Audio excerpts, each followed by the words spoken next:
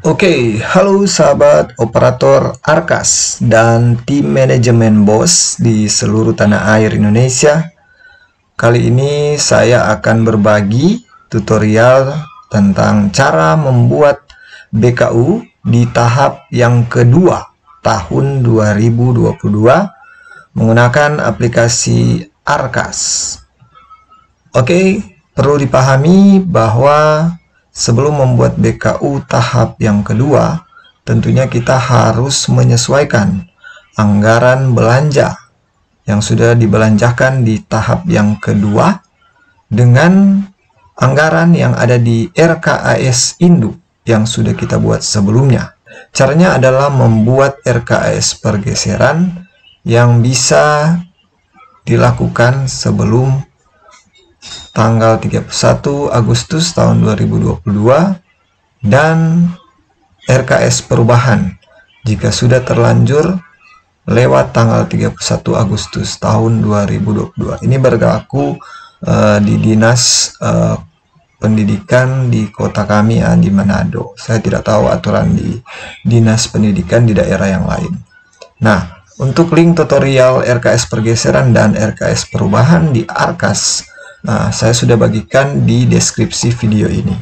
Dan juga saya ingatkan untuk kita selalu membuat backupan Arkas rutin ya, supaya kita menjaga untuk ada hal-hal yang tidak diinginkan ya, seperti error ya pada aplikasi atau pindah laptop, dan jika kita ingin kembali ke pengeditan Arkas sebelumnya.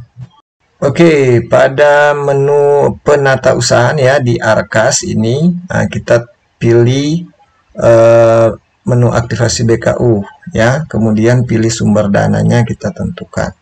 Nah, di sini sudah terbuka BKU April ya, tinggal kita aktifkan April. Nah, kita cek dulu ya. Di sini saya menggunakan BKU manual ya, hanya catat saja, tidak ada Excel.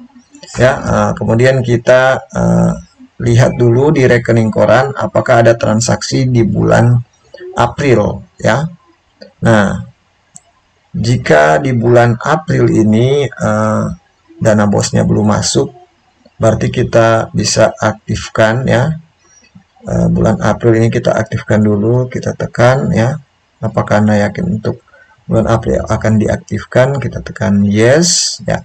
Ini sudah aktif. Nah, jika ada transaksi berarti kita ke menu buku kas umum ya. Tapi jika tidak ada transaksi ya kita tutup lagi ya untuk BKU April. Karena tidak ada transaksi, tidak ada juga penerimaan transfer.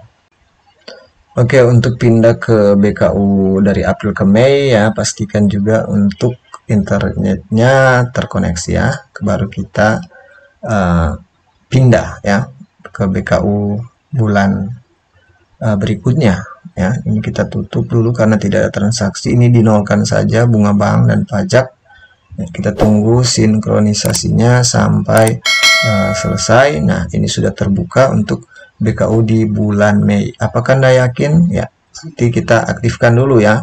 Nah, kemudian kita lihat di sini karena kami di bulan Mei juga belum ada, berarti saya tutup ya. Dia nanti masuk di bulan Juni ya. Nah, jadi dana bos untuk tahap yang kedua itu masuk di rekening itu di tahap yang kedua. Nah, kita tentukan tanggal transaksinya itu di tanggal berapa ya. Selanjutnya kita pilih tahap yang kedua dan kita sesuaikan jumlah transfer. Ini sudah sesuai ya, karena sudah sesuai saya tidak rubah-rubah lagi, saya klik OK ya. Nah, selanjutnya ini Juni sudah aktif dan sudah ada dana bos. Kita ke menu buku kas umum ya, di atas sini ya ada buku kas umum, tentukan lagi sumber dananya ya di sini. Nah, ini sudah ada terima dana bos tahap 2 ya, sejumlah ini ya. Ya, kita tekan tarik bank jika seandainya kita ada penarikan ya di rekening bank kita ya, ini. Nah, kita lihat rekening koran ya, ada jumlah berapa yang kita tarik ya. Yang pasti di tahap yang kedua ini ada yang disisahkan karena ada yang sistem transfer ya. Nah, ini kita atur ya jumlah dan tanggal transaksi ya. Ya, ini kita tidak perlu takut ya, kita tekan yes saja. Nah, jadi kita hanya tarik 13 juta sekian karena yang masuk 115. Sedangkan yang lain ini kita bertahap ya penarikannya. Jadi kita sesuaikan dengan print out dari rekening koran. Selanjutnya kita tekan SPJ ya untuk membuat SPJ berdasarkan belanja. Nah, di sini ada SPJ tunai dan non tunai. Ya, kalau SPJ ini saya buat dulu SPJ yang tunai karena kita tarik ya dana di bank itu ya. Sebenarnya kita sesuaikan dengan anggaran belanja, ini kita atur dulu tanggal transaksinya. Nah, kalau SPJ non tunai ini ya kita tekan. Nah, di sini kita akan menggunakan saldo yang masih ada di bank atau di rekening ya. Nah, kita coba membayar salah satu yang harus dibelanjakan secara non tunai, yaitu membayar jasa tenaga penjaga sekolah, administrasi sekolah, keamanan sekolah, karena mereka sudah harus dibelanjakan secara non tunai. Jadi harus dikirim juga dari rekening bos ke rekening mereka ya. Nah, ini ya.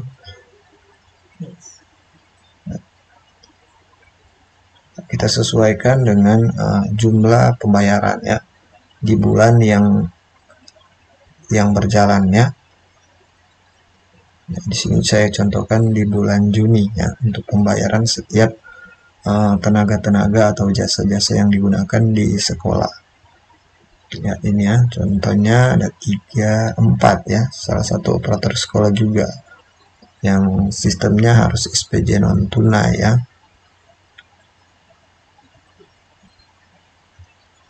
Ini tidak menggunakan pajak ya. Oke.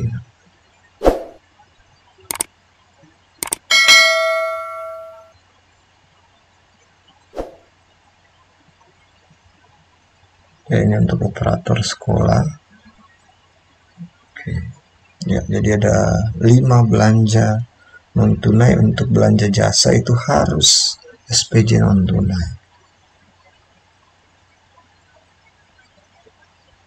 Ini untuk contoh SPJ ya yang tunai. Ini saya contohkan untuk pembayaran ini ya, pulsa operator sekolah. Ini tidak perlu ditransfer ya, karena jumlahnya hanya kecil juga dan tidak masuk di aturan ya yang berlaku di pemerintah daerah atau di Juknis ya. Yang berlaku juga untuk pembayaran non tunai di Juknis itu yaitu belanja ATK, peralatan kebersihan, dan juga belanja alat-alat yang dari Siplah itu ya, seperti pembelian alat elektronik mungkin ya, buku-buku di perpustakaan, kemudian ada belanja juga sarpras ya, seperti meja kursi ya, itu harus SPJ non tunai dan harus belanja di Siplah. Ya, selanjutnya kita selesaikan ya semua SPJ baik tunai maupun non tunai di bulan Juni ya, yang ini kita selesaikan semua belanja di bulan Juni, baru kita pindah ke BKU bulan Juli ya. Oke, di sini saya percepat saja. Oke, di sini saya akan mencontohkan untuk SPJ non tunai dari belanja buku ya, yaitu belanja modal buku. Karena di tahap yang kedua ini banyak yang belanja buku juga. Nah, di sini saya ambil contoh ya. Nah, di sini kita harus menginputkan untuk nama, NPWP ya, alamat, kemudian nomor notanya juga ya. Untuk nomor telepon ini harus kita ketikkan ya, diketikkan secara manual ya, tidak bisa di copy paste. Ini kita centang ya, harus memasukkan nomor telepon dengan benar. Ini ada kesalahan ya. Setelah kita rubah, kita klik OK, dan ini kita hilangkan pajak ya, karena pajak sudah ditanggung oleh penjual buku ya di Sipla ya. Di sini masih ada juga ya cara-cara penginputan buku-buku ya dengan SPJ non tunai. Ini kita lewati saja ya. Oke, jadi jika sudah selesai ya SPJ untuk bulan Juni ya.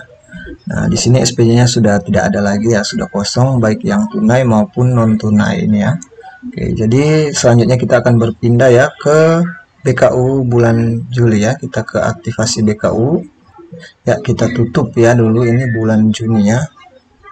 Oke, ya, ini dinolkan saja semua bunga baik dan pajak.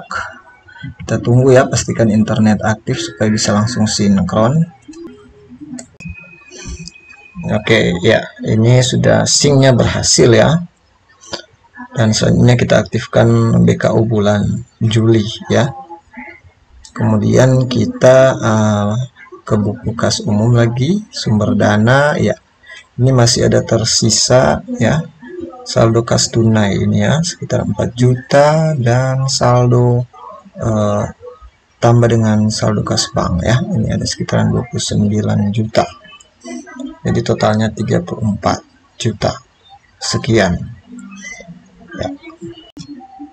Ya, selanjutnya kita buat SPJ untuk bulan Juli ya. Kita sesuaikan dengan RKAS yang sudah kita buat ya. Kita inputkan juga berdasarkan BKU manual ya. Ya, di sini saya contohkan untuk belanja ATK seperti materai ya. Dan ini sudah otomatis karena sudah biasa belanja ya di sini. Ya, ini tidak menggunakan Sipla ya, karena masih bisa ya dibelanjakan karena juga jumlah anggarannya tidak terlalu besar, jadi masih tidak menggunakan Sipla untuk materai. Ya, selanjutnya untuk contoh pembayaran narasumber ya, di sini untuk jasa tenaga ahli, misalnya tenaga narasumber IHT ini masih menggunakan SPJ tunai ya, belum menggunakan non tunai. Untuk makan minum juga ini untuk konsumsi seperti kegiatan IHT ini masih SPJ tunai. Begitu juga dengan ini ya, belanja atau pembuatan baliho atau print baliho.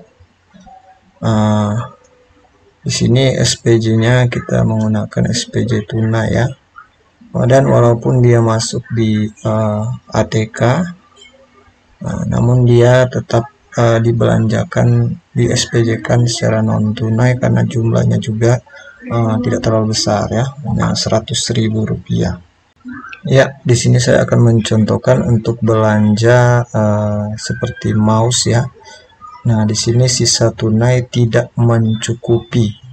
Ya, ini terjadi karena dana tunai kita sudah habis. Ya, kalau kita periksa di rekening koran, ternyata kita ada penarikan bank ya di tanggal sekian ya, untuk membelanjakan beberapa keperluan ya, seperti pembelanjaan mouse tersebut. Ya, di sini pada tanggal kita cari, sesuaikan di rekening koran bank ya, jumlah total ya, yang kita tarik itu berapa, harus sama dengan yang di rekening konon dengan penginputan tarik tunai di BKU ini ya. Oke, kalau sudah kita tekan OK dan tanggal jangan lupa ya, harus sesuai. Oke ya, kita langsung saja klik yes, jangan takut ya.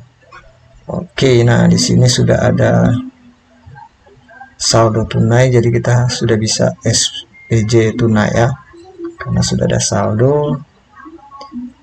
Di sini kita tentukan tanggal berapa untuk belanja. Selanjutnya ini contoh kita belanja perlengkapan komputer untuk ini sebenarnya untuk kegiatan ANBK, jadi kita akan belanja ya. Jadi kita langsung ya centang ini belanja mouse, tidak masalah ya, harganya jumlah total 1 juta lebih. Diinputkan secara tunai karena ini hanya belanja per itemnya kan harganya 75.000, jadi bisa SPJ tunai tanpa SIPA. Oke, selanjutnya kita selesaikan semua BKU di bulan yang ke-7 ya, bulan Juli. Oke, kalau sudah SPJ di bulan Juli, kita pastikan ya SPJ tunai maupun non tunai itu sudah tidak ada lagi ya anggaran untuk di SPJ kan. Baru kita pindah ke BKU bulan Agustus, di menu aktivasi BKU kembali kita tutup bulan Juli ya.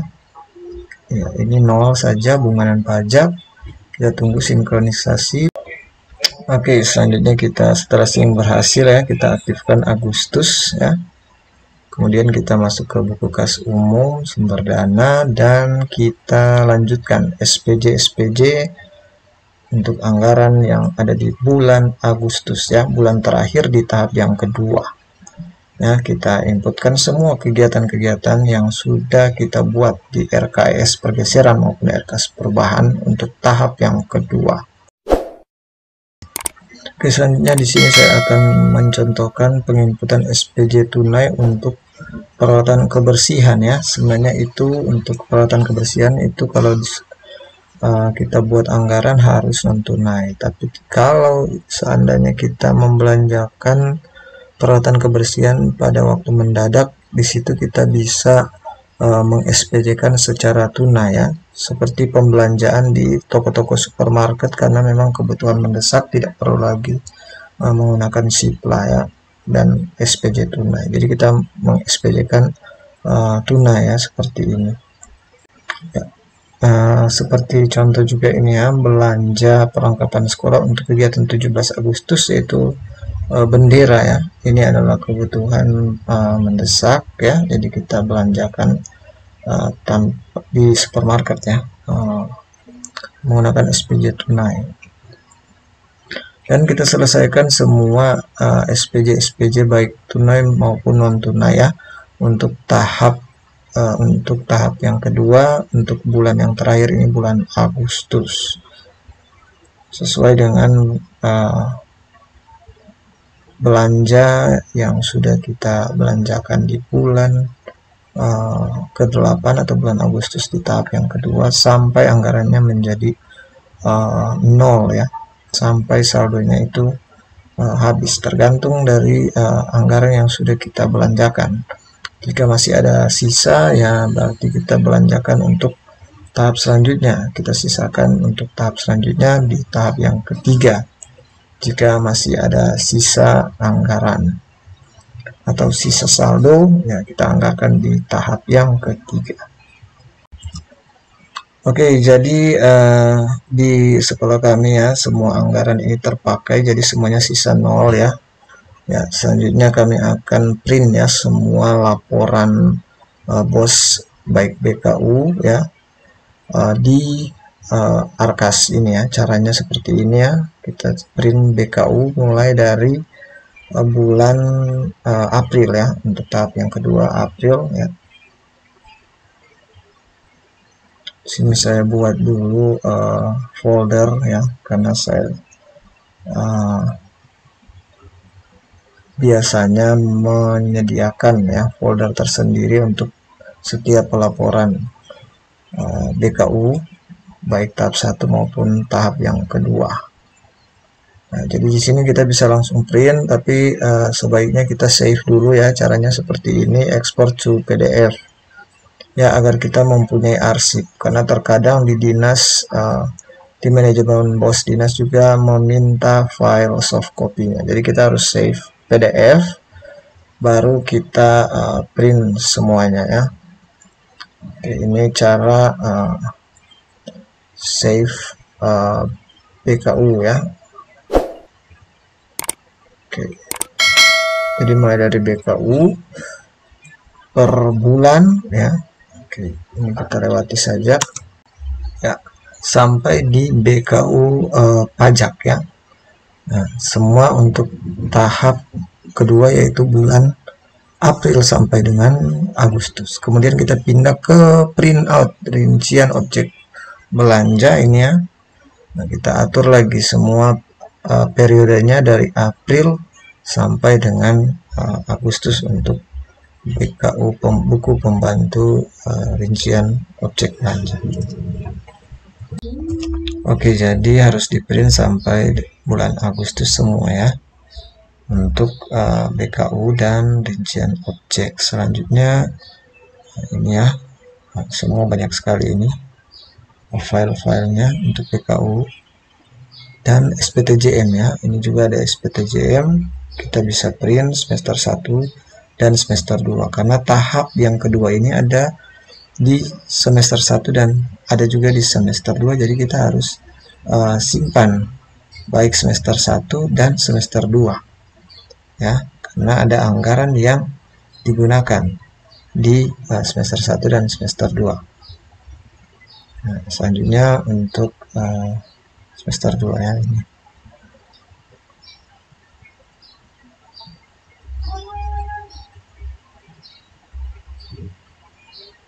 Oke ya.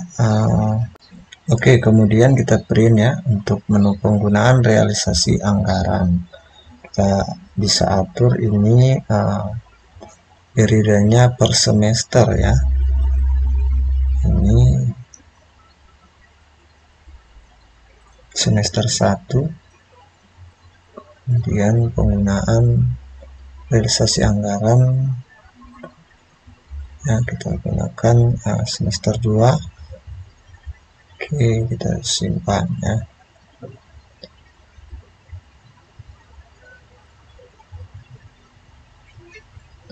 Ya, kemudian kita klik penggunaan ya. Ini tadi ada sub menunya. Di sini sekarang kita ke menu penggunaan ya, untuk semester per tahap. Tahap 1 ya, kita bisa cetak ya. Tahap 1 ini K7-nya ya untuk laporan BOS. Ini tahap yang 1 kita print saja ya, kemungkinan diminta, dan tahap yang kedua juga kita print ya karena wajib untuk tahap yang kedua sebenarnya ya.